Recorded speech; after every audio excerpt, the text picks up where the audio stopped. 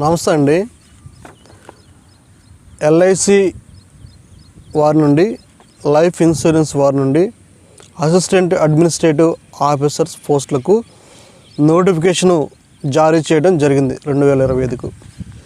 LIC AAO పోస్టులకు 2025 సంవత్సరానికి notification అన్నటువంటిది జారీ చేయడం జరిగింది. మనం చూసినట్లయితే దరఖాస్తు ఎప్పటి నుండి ప్రారంభమైంది అని కనుక మనం చూడగలిగినట్లయితే దరఖాస్తు ప్రారంభ తేదీ 16/8/2025 నుండి దరఖాస్తు అప్లికేషన్ చేసుకోవడానికి ప్రారంభించడం జరిగింది. ఈ యొక్క పోస్టులకు అప్లై చేయడానికి లాస్ట్ డేటు ఎప్పటి వరకు ఉంది ఏంటి అని మనం కనుక చూడగలిగినట్లయితే ఈ యొక్క పోస్టులకు అప్లై చేసుకోవడానికి లాస్ట్ డేటు 8/9/2025 అనగా సెప్టెంబరు 8వ తారీఖు 2025 వరకు ఈ యొక్క పోస్టులకు అప్లై చేసుకోవచ్చు.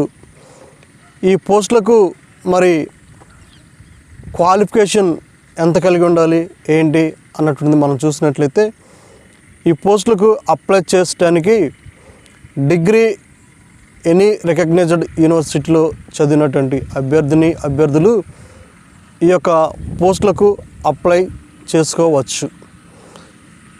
ఈ యొక్క పోస్టులు అప్లై చేయడానికి ఎంత వయసు కలిగి ఉండాలి ఏంటి అన్నటువంటిది మనం కనుక చూడగలిగినట్లయితే ఈ పోస్టులకు అప్లై చేసేటువంటి అభ్యర్థులు నిరుద్యోగులైనటువంటి వారి యొక్క వయసు మినిమం 21 సంవత్సరాల నుండి మ్యాక్సిమం 30 సంవత్సరాల వరకు ఉండాలని ప్రకటించడం జరిగింది. అభ్యర్థులు అన్నటువంటి వారి యొక్క వయసు మినిమం 21 సంవత్సరాల నుండి మ్యాక్సిమం 30 సంవత్సరాల వరకు ఉండాలని ప్రకటించడం జరిగింది. ఏజ్ రిలాక్సేషన్ విషయంలో ఈ యొక్క application for SC, ST, OBC, PWBD and ex service మ్యాన్కి ఎల్ఐసి ఎంప్లాయీస్ వారికి మరి ఈ యొక్క ఏజ్ విషయంలో as per the LIC norms ప్రకారంగా రిలాక్సేషన్ ఉంటుందని తెలియజేయటం జరిగింది. ఈ వీడియోని చూసినటువంటి మీరు నచ్చితే ఒక సబ్స్క్రైబ్ చేయండి, ఒక లైక్ చేయండి. మరి ముఖ్యంగా డిగ్రీ చదివి ఖాళీగా ఉన్నటువంటి అన్ఎంప్లాయ్మెంట్ యూత్ వారందరికీ కూడా ఈ యొక్క సమాచారాన్ని చేరవేస్తారని తెలియజేస్తున్నాను. డిగ్రీ చదివినటువంటి వారికి ఈ యొక్క ఇన్ఫర్మేషన్ మనం కనుక పంపించగలిగినట్లయితే వారికి సహాయం చేసినటువంటి వారిగా ఉంటామని తెలియజేస్తున్నాం అన్నమాట. ఈ యొక్క అప్లికేషన్కు ఈ పోస్టులకు అప్లై చేసేటువంటి అభ్యర్థులు ఫీజు పే చేయవలసి ఉంటుంది. ఎల్ఐసి ఏఏఓ పోస్టులకు అప్లై చేసేటువంటి అభ్యర్థులు ఫీజు పే చేయవలసి ఉంటుంది. ఈ అప్లికేషన్ ఫీజు ఎంత ఉంటుంది, ఎంత పే చేయవలసి ఉంటుంది అన్నటువంటిది మనం కనుక చూడగలిగినట్లయితే ఈ యొక్క అప్లికేషన్ ఫీజు వచ్చిన తర్వాత మనం చూసినట్లయితే ఎస్సీ, ఎస్టీ, పీడబ్ల్యూబీడీ వారు ₹85 అప్లికేషన్ ఫీజు చెల్లించవలసి ఉంటుంది. Plus GST, transaction charges including అన్నీ కూడా కలిపి ఈ యొక్క ఫీజు అన్నటువంటిది ₹85 పే చేయవలసి ఉంటుంది. అదేవిధంగా అదర్ క్యాస్ట్ వారు ₹700 ఫీజు అన్నటువంటిది పే చేయవలసి ఉంటుంది. ఈ ₹700 ప్లస్ జిఎస్టీ, ట్రాన్సాక్షన్ ఛార్జెస్ కూడా ఉంటాయి. ఈ అప్లికేషన్ ఫీజు ఏ విధంగా కట్టాలి అని మనం కనుక చూడగలిగినట్లయితే ఈ యొక్క అప్లికేషన్ ఫీజు ఆన్లైన్ ద్వారా కట్టాలి. నెట్ బ్యాంకింగ్ ద్వారా కానీ లేదా డెబిట్, క్రెడిట్ కార్డ్స్ ద్వారా ఈ ఫీజు అన్నటువంటిది పే చేయవలసి ఉంటుందన్నమాట. మనం చూసినట్లయితే వీటికి ఏవో పోస్టులకు శాలరీ ఎంత ఉంటుంది, తర్వాత బెనిఫిట్స్ ఏముంటాయి అన్నటువంటిది మనం కనుక చూడగలిగినట్లయితే ఈ యొక్క ఎల్ఐసి ఏఏఓ పోస్టులకు శాలరీ వచ్చేవారికి బేసిక్ పే ప్రారంభ వేతనం ₹88,635 పర్ మంత్ ప్రకటించడం జరిగింది. మరి ఈ యొక్క బేసిక్ పే ప్రారంభం ₹88,635 పర్ మంత్ ఉంటుంది. టోటల్ ఇమ్యూనిటీస్ వచ్చిన తర్వాత మరి అప్రాక్స్ రేట్ వచ్చిన తర్వాత 1,26,000 వరకు for month in a class సిటీస్లో చేసేటువంటి వారికి ఇక్కడ శాలరీ ఎంత ఉంటుందని ప్రకటించారంటే 1,26,000 రూపాయలు పర్ మంత్ ఉంటుందని ప్రకటించడం జరిగింది. అదేవిధంగా బెనిఫిట్స్ ఏమున్నాయి, ఈ యొక్క ఎల్ఐసి ఏయో వారికి బెనిఫిట్స్ ఏంటి అని మనం కానీ చూసినట్లయితే హెచ్ఆర్ఏ, సిసిఏ, గ్రాట్యుటీ, మరి గ్రాట్యుటీ ఫంక్షన్ ఉంటుంది, మరి గ్రూప్ ఇన్సూరెన్స్ ఉంటుంది, మెడికల్ కవరేజ్ ఉంటుంది, ఫ్యామిలీకి వెహికల్ లోన్ ఉంటుంది, ఎల్టీసీ మిగతా ఉన్నటువంటి ఆ యొక్క ఎల్ఐసిలో ఏమైతే ఉన్నాయో అవన్నీ కూడా వారికి వర్తిస్తాయని తెలియజేస్తున్నారు. ఈ యొక్క పోస్టులకు మరి ప్రిలిమినరీ, మెయిన్, ఇంటర్వ్యూ ఇవి కండక్ట్ చేయడం జరుగుతుంది. మనం చేసినట్లయితే ఈ యొక్క ప్రిలిమినరీ ఎగ్జామ్స్ కండక్ట్ చేస్తారు. ఈ ప్రిలిమినరీ ఎగ్జామ్స్ ఎప్పుడు కండక్ట్ చేస్తారు ఏంటి అని మనం కనుక చూడగలిగినట్లయితే ప్రిలిమినరీ ఎగ్జామ్స్ 3 అక్టోబర్ 2025న ఈ యొక్క ప్రిలిమినరీ ఎగ్జామ్స్ అన్నటువంటి కండక్ట్ చేస్తారు. ఈ ప్రిలిమినరీ ఎగ్జామ్స్ అయిపోయిన తర్వాత మెయిన్ ఎగ్జామ్స్ అన్నటువంటిది నవంబర్ 8, 2025న మెయిన్ ఎగ్జామ్స్ కండక్ట్ చేస్తారు. మరి ఈ యొక్క ఎగ్జామ్స్కి ముందల అప్లికేషన్ చేసినటువంటి అభ్యర్థులు మరి ఆన్లైన్లో అడ్మిట్ కార్డు డౌన్లోడ్ చేసుకోవాల్సి ఉంటుంది. ఈ యొక్క అడ్మిట్ కార్డు వచ్చేవారికి ఎగ్జామ్స్కి ముందల 7 days ముందల ఈ యొక్క అభ్యర్థులు అన్నటువంటి వారు అడ్మిట్ కార్డు అనేటువంటిది డౌన్లోడ్ చేసుకోవాల్సి ఉంటుంది. మరి మనం చూసినట్లయితే సెలక్షన్ 3 విధాలుగా ఉంటుందని తెలియచేసినాం. ఈ యొక్క ప్రిలిమినరీ ఎగ్జామ్స్ మరి ఆబ్జెక్టివ్ టైప్లో ఉంటుంది. ఈ ఆబ్జెక్టివ్ టైప్లో ఉన్నటువంటి ప్రిలిమినరీకి 100 మార్క్స్ కండక్ట్ చేయడం జరిగింది.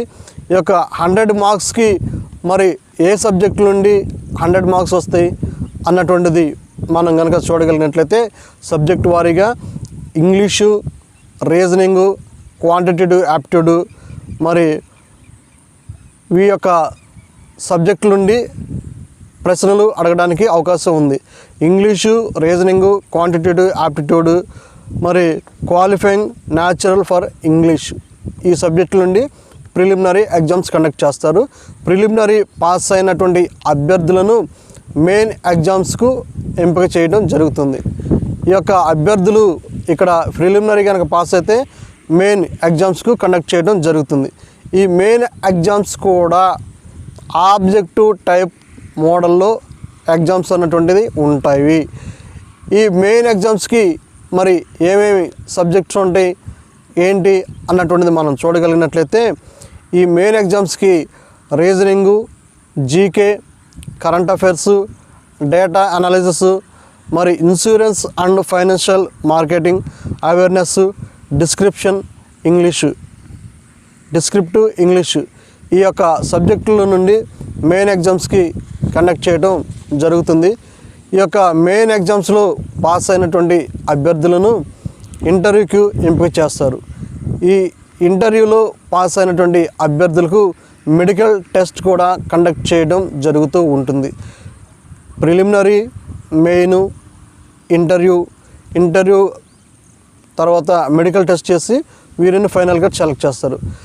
సెలెక్ట్ చేసినటువంటి అభ్యర్థులు మరి ఎల్ఐసి ఏఓ పోస్టులకు అర్హులు.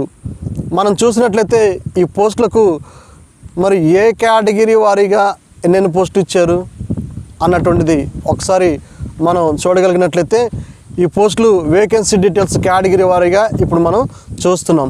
ఎస్సీ వారికి 51 పోస్టులు కేటాయించారు, ఎస్టీ వారికి 28 పోస్టులు కేటాయించారు, ఓబీసీ వారికి 91 పోస్టులు కేటాయించారు, ఈడబ్ల్యూఎస్ వారికి 38 పోస్టులు కేటాయించారు, యూఆర్ వారికి 142 పోస్టులు కేటాయించడం జరిగింది. టోటల్గా మనం చూసినట్లయితే 350 పోస్టులకు నోటిఫికేషన్ జారీ చేయడం జరిగింది. ఈ యొక్క పోస్టులు అప్లై చేసేటువంటి అభ్యర్థులు నిరుద్యోగులైనటువంటి వారు త్రూ ఆన్లైన్ ద్వారా మాత్రమే అప్లై చేయవలసి ఉంటుంది. ఆఫ్లైన్ మోడ్ లేదు. ఈ పోస్టుకి అప్లై చేసేటువంటి అభ్యర్థులు ఆన్లైన్లో అప్లై చేయవలసి ఉంటుంది. మనం చూసినట్లయితే ఈ పోస్టులకు అధికారిక వెబ్సైట్ ఎల్ఐసి వారి నుండి మరి అధికారిక వెబ్సైట్ ద్వారా మాత్రమే అప్లై చేయవలసి ఉంటుంది. అప్లై చేసేటువంటి అభ్యర్థులు అధికారిక ఎల్ఐసి వెబ్సైట్ ద్వారా మాత్రమే అప్లై చేయవలసి ఉంటుంది. ఆ యొక్క వెబ్సైట్ www.liceindia.in. ఒకసారి చెప్తున్నాను, మరొకసారి చూడండి. అప్లై చేసేటువంటి అభ్యర్థులు ఈ యొక్క వెబ్సైట్ నుండి సంప్రదించి అప్లికేషన్ అన్నటువంటిది చేయవలసి ఉంటుంది. www.liceindia.in ఈ సైట్ను సందర్శించి అభ్యర్థులు అప్లై చేసి మరి ఈ పోస్టులకు అర్హులుగా ఉంటారని తెలియజేస్తున్నాను. ఈ యొక్క పోస్టులకు అప్లై చేసినటువంటి వారందరూ మరి ఆ ఫీజు పే చేయవలసి ఉంటుంది.